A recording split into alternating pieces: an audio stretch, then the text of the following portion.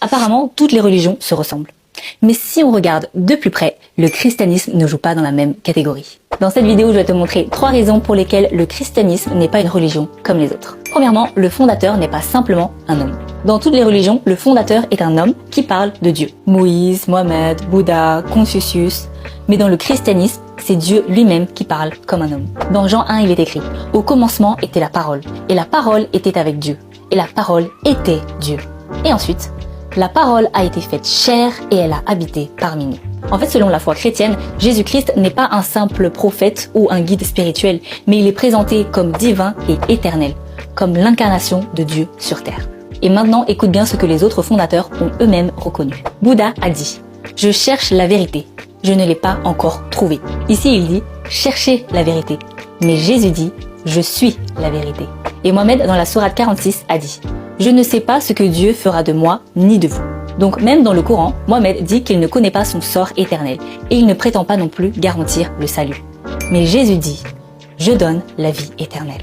Et même Gandhi l'a reconnu. Il a dit « Jésus est le seul qui ait prétendu être la résurrection et la vie. Aucun autre n'a eu cette audace. » Ici, Gandhi reconnaît lui-même que Jésus est unique dans son message. Il souligne que personne d'autre n'a osé dire ce que Jésus a dit.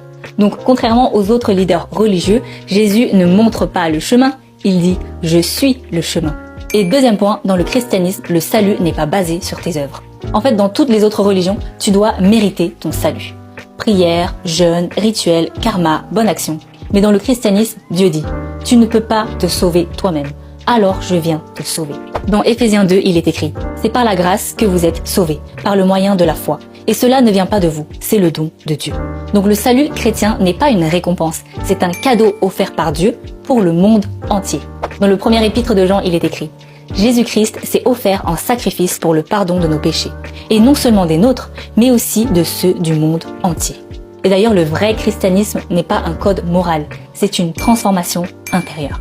Les autres religions cherchent souvent à changer ton comportement extérieur. Mais voilà le problème.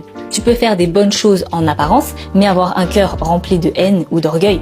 Et c'est justement ce que Jésus dénonçait chez les religieux de son époque. Dans Matthieu 23, il dit « Pharisiens aveugles, nettoie d'abord l'intérieur de la coupe afin que l'extérieur aussi devienne pur. » Donc Jésus ne nous enseigne pas uniquement à faire des bonnes actions, mais à être transformés dans notre intérieur. Et c'est exactement ce que la Bible promet. Dans Ézéchiel 36, il est écrit « Je vous donnerai un cœur nouveau, et je mettrai en vous un esprit nouveau. J'ôterai de votre corps le cœur de pierre, et je vous donnerai un cœur de chair. » Et le troisième point, il faut savoir que tout a été prophétisé et confirmé. En fait, Jésus n'est pas arrivé de nulle part. Sa naissance, sa vie, sa trahison, sa mort,